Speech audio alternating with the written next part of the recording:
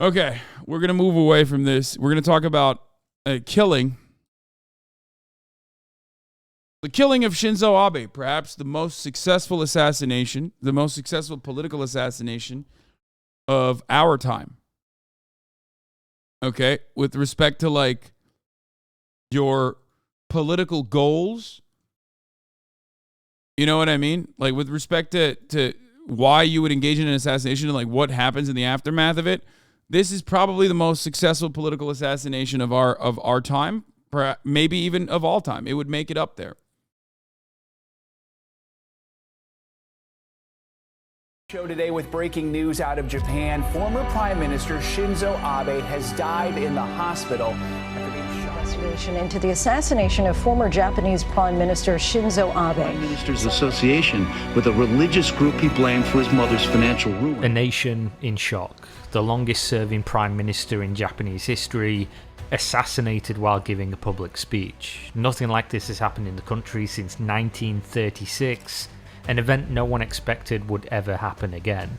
What was first assumed to be a politically motivated attack was later clarified to be something else entirely. The man who pulled the trigger calmly shared his story. This was not about politics.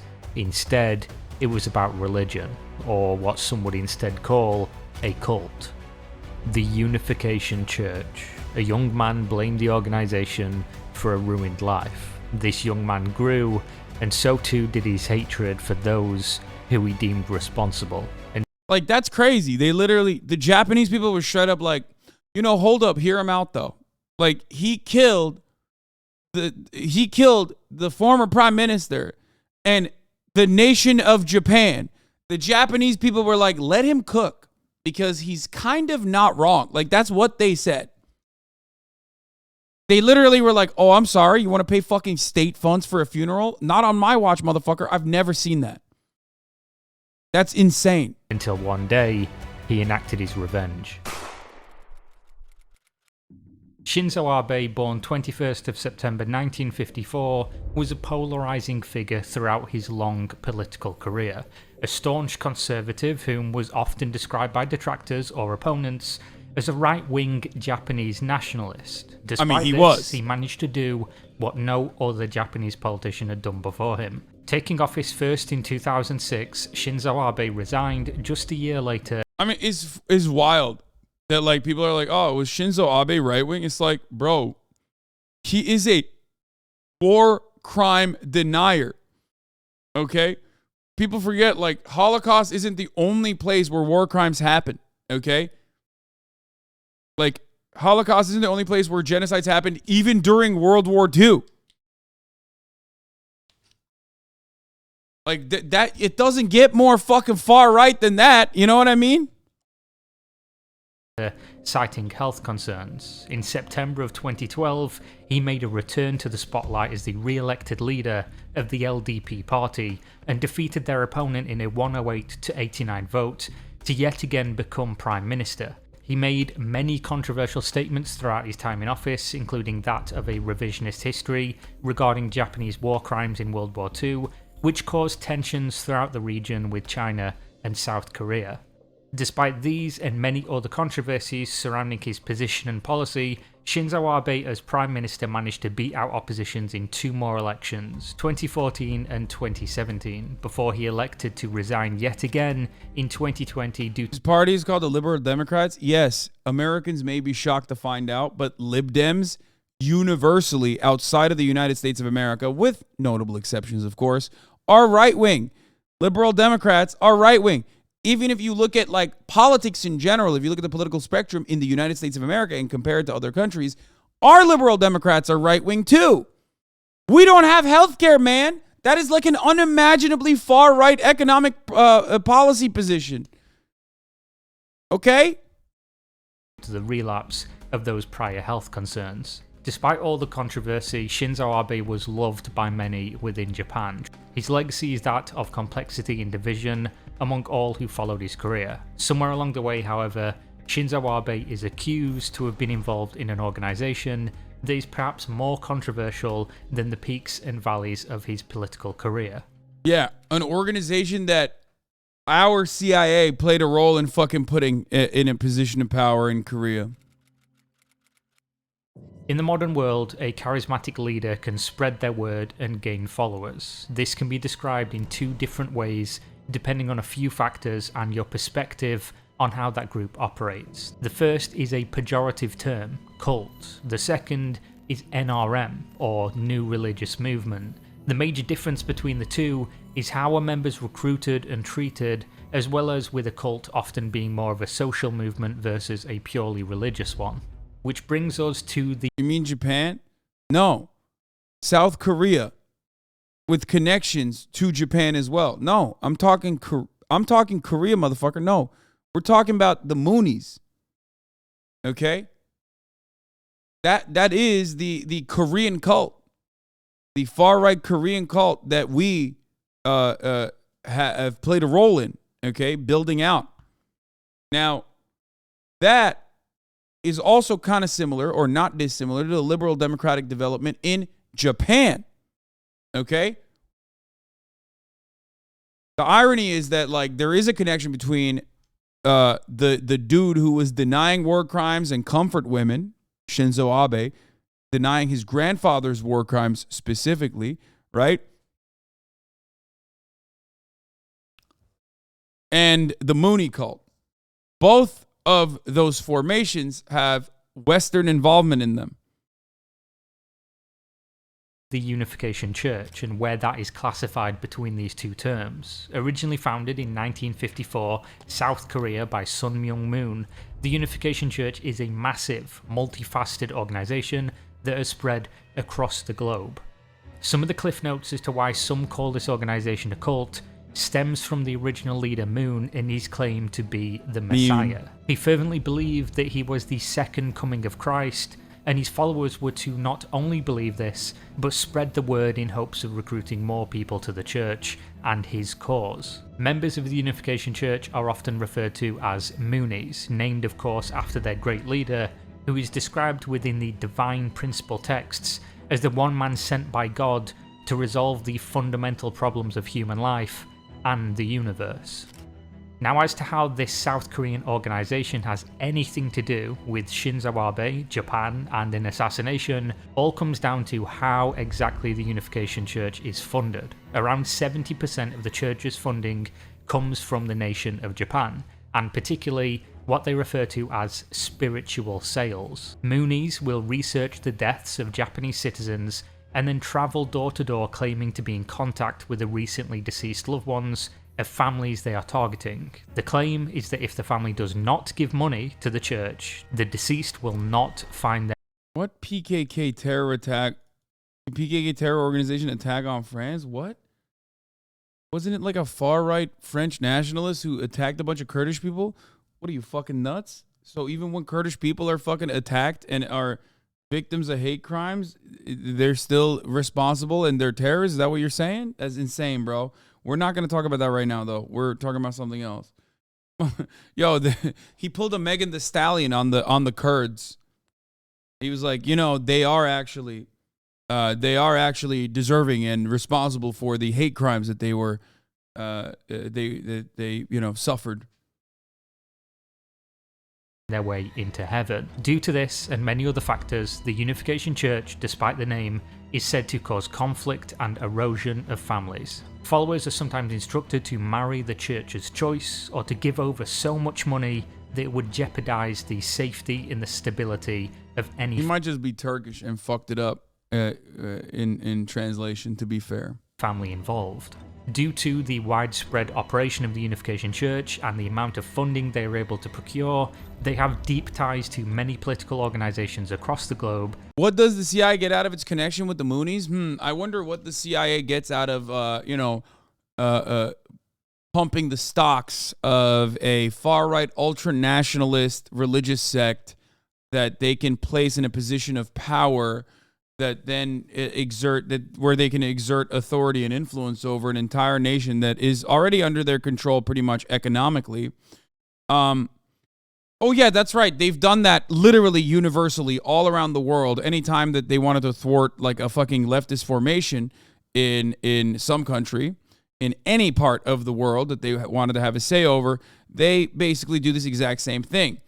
Falun Gong is the Chinese version of this, which is unsuccessful, of course, because Falun Gong is like, because the Chinese government is way too fucking powerful in comparison to a war-torn, absolutely fucking destroyed South Korea. And at the time and place when, they were building out the Moonies.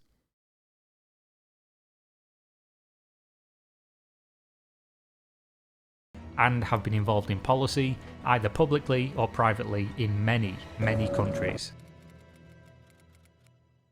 After World War II, the first elected Prime Minister of Japan was a man by the name of Nobusuke Kishi. As Prime Minister, he assisted in bringing the Unification Church to Japan. Nobusuke Kishi had a son by the name of Shinzo Abe, who became Japan's foreign minister. He, of course, was also heavily involved with the church, and as you would have guessed, Shinzo Abe is the son and grandson of these two men. All three of them are alleged to have been at many of the services for the church for multiple decades, and they are not alone, as many other high-ranking Japanese politicians have been linked with the Unification Church and subsequently with the Moonies.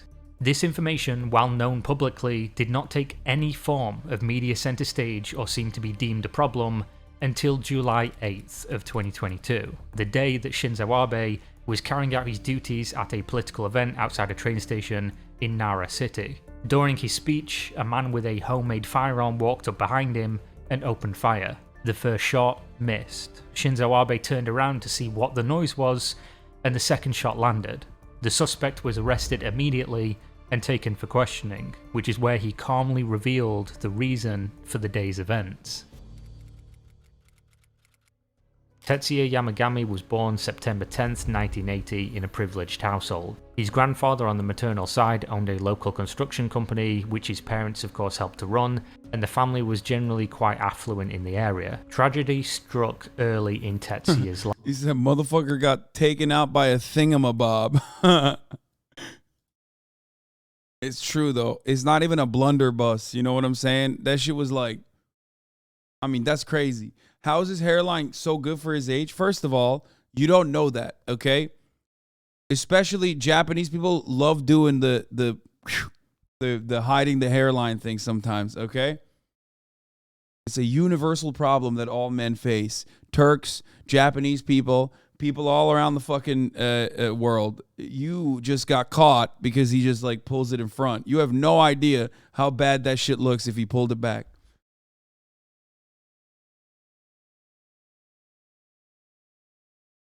Life. In 1984, his father took his own life. As he grew up, he grew close to his uncle as a result. Everything progressed relatively normal from there, that is, until the death of his grandfather. This was when bro got popped by a blicky madoodle. Stop. A whatchamacallit. I've never even heard of that. A blicky madoodle? Things started to really go wrong for the family and get out of control. Tetsuya's mother took over the construction company, but clearly struggled with the death of her father and her husband. In the 90s, to deal with the loss she'd suffered, Tetsuya's mother joined the Unification Church. She regularly attended gatherings, taking her 3 children with her as much as possible. Tetsuya, now a teenager, watched his mother donate every penny that the family had remaining, starting with around 7. These churches literally operate in a similar capacity to fucking casinos where they catch whales like this, okay? They cast as wide a net as possible, catch as many whales as possible, like this dude's mom, okay? And then they milk them for whatever the fuck they got left. $720,000, which were all of their savings, followed by a parcel of land her father had left her, and even the house the mother and 3 children were living in. This caused the family to declare bankruptcy in 2002. The bankruptcy, however, didn't stop the mother from donating to the church. Tetsuya and his siblings were neglected to the point they regularly needed to contact their uncle to deliver them food, as their mother was too busy at the church and prioritized giving the money to them instead of buying food for her children.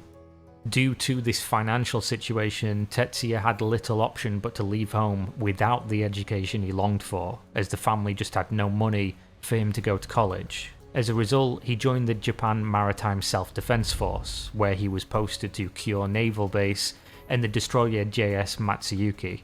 3 years later, in 2005, he attempted to take his own life so that his siblings could collect his life insurance policy. Things were just that bad. A few years later, his older brother was diagnosed with lymphoma, a disease he struggled with for many years, and of course couldn't resolve due to financial restraints for medical bills. This brother took his own life to escape the disease and financial burden in 2015. Tetsuya by this point blamed the misfortune of his entire life on the Unification Church and the Moonies. He researched the group with an obsession and planned to assassinate the leader. However, he discovered the Shinzo Abe connection and decided that his grudge was with the man who helped spread the church's influence in Japan, which ultimately consumed his mother and ruined his family's life. On July 7th, just 1 day before the attack, Tetsuya sent a letter to a blog editor who reported on problems experienced by children of religious cult believers. The letter reads, "I once wrote to you that I want a gun so bad that a hand might as well come out of my throat to reach for one. Since then and now, I have devoted myself to procuring a gun. Bro, that's crazy. Yo, bro wrote poetry, dude. Dude, it's like that is crazy. That's like an actual villain origin story. Like, God, our shooters are so lame. Like, they have no fucking actual political targets. It's literally just straight up, like, relentless, unfiltered frustration and rage that they fucking have. And their manifestos are literally just copy-pasted 4chan poll memes, like, about white people getting replaced or whatever. This guy actually had, like, an anime villain arc where he was just, like, I mean, that's crazy. That's crazy.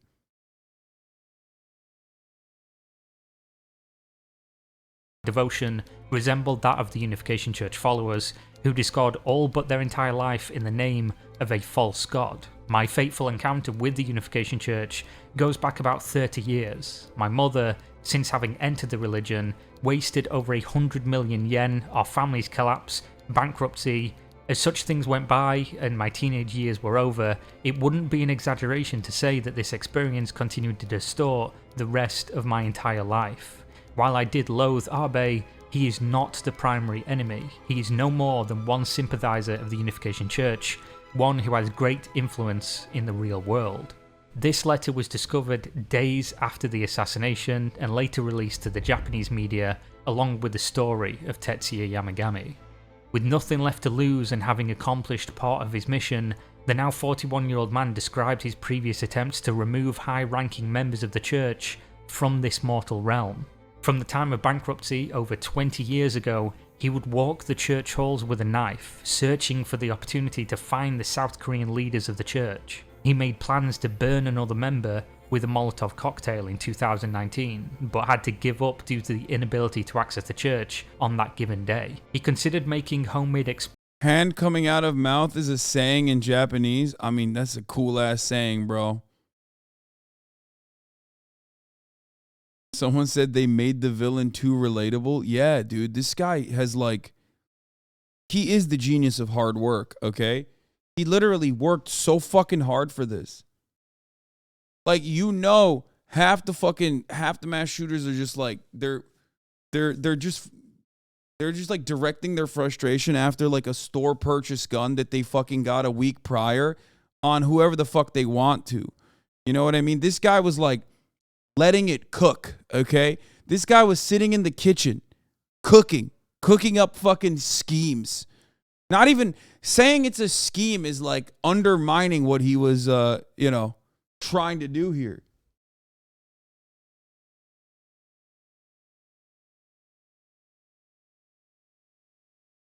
explosives, but didn't want to harm innocent bystanders, instead electing to make homemade firearms. Tetsuya Yamagami spent the majority of his adult life searching for retribution. On July 8, 2022, he enacted that vengeance.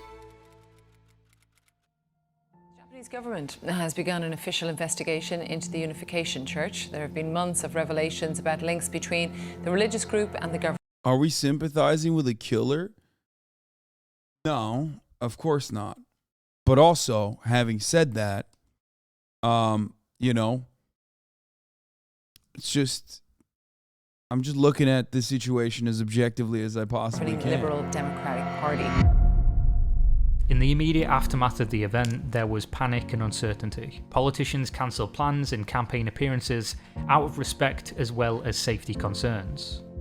No one knew what else could happen or even why this had happened. It's not even that like I'm sympathizing with the killer, the assassin in the situation, but it's more so that like he had a goal.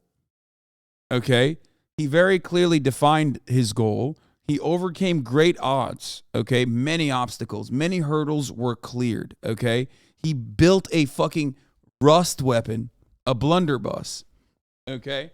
Out of just tape, pretty much. Right. And then ended up assassinating the longest leader in Japan, right? Other than, you know, emperors and shit, who had done many awful things throughout his lifetime. But the reasoning for why he had assassinated him was because of his connections to a CIA-built, psychotic, far-right, ultranationalist Korean church. And not only that, but he did what he did, and then the Japanese people literally fucking turned around and were like, actually, he's kind of right, though. Which is crazy. After Tetsuya Yamagami's questioning, the letters and his tweets were publicized, it raised more concerns and questions than if this was purely politically motivated. Questions were being asked by media both foreign and domestic. How much of this was true and how deep did it run? Did the Unification Church have these political affiliations, and if they did, to what end? In a surprise, the Unification Church did confirm the story, though they left out key details. A representative confirmed the Yamagami family were part of the church for that period of time, and that they donated money, but didn't confirm a dollar value. They also denied that Shinzo Abe was involved with them, just that he gave friendly speeches. This is what a leftist terrorist is, and is very much more dangerous than the right, but look how much suffering he had to sustain to get to this point and still didn't want to kill innocent people. That's crazy. Yeah. For their affiliated organizations. Then there was infighting among the Moonies from Korea, with a statement released expressing guilt over the death of Shinzo Abe. A prominent leader of the Moonies claimed he wanted to reform the actions of the church in Japan, striking the practice of spiritual sales completely from the organization. I mean, it doesn't get more, bro, it doesn't get more than that. You know what I mean? That's it.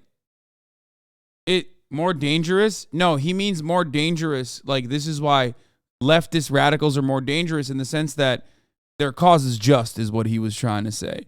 In a lot of instances, leftist radicals are more dangerous as a consequence of their cause reaching public support relatively quickly, because it is oftentimes hyper-focused on people who are vilified.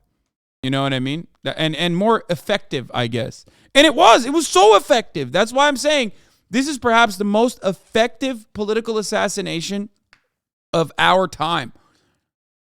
Like, literally, he killed a fucking long-term leader in Japan. We're looking at it from America, not really fully understanding not fully grasping the situation. But like, I've never seen an instance where like a fucking political leader gets assassinated, and then the public overall is like, I kind of see the points. I kind of understand why this guy did it. You know what I mean?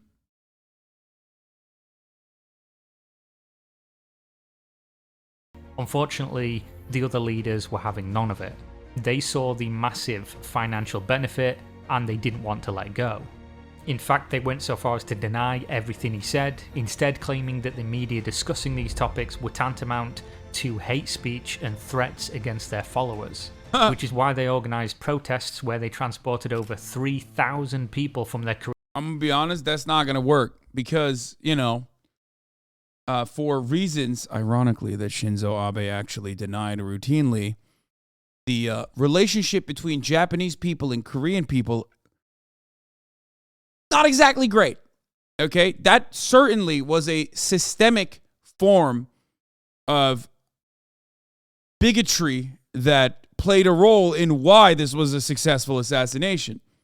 Because many people looked at this and went, why the fuck is the Japanese prime minister, the former prime minister of Japan, like, so invested in this fucking Korean church?